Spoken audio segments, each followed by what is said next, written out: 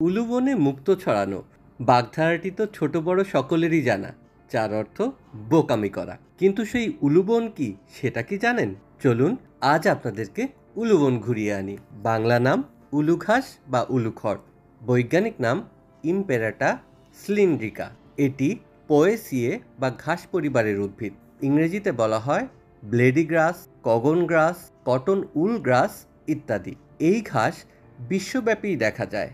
অতিমাত্রায় দাহ্য হওয়ার কারণে এই ঘাসের মাধ্যমে সহজেই বনে দাবানল ছড়িয়ে পড়ে। উলু ফুল সব থেকে বেশি ফোটে বসন্তকালে। উলু ঘাসের ফুল দেখতে কাশ ফুলের মতো, তবে আকারে অনেক ছোট। ঘাসগুলো 2 ফুট পর্যন্ত লম্বা হতে পারে এবং দেখে মনে হবে যেন ছোট ছনের জঙ্গল। উলু ঘাস গ্রামাঞ্চলে ঘরের ছাউনি নির্মাণে ও ঝাড়ু তৈরিতে ব্যবহৃত হয়। আমাদের ভিডিও ভালো লাগলে চ্যানেলটি অবশ্যই সাবস্ক্রাইব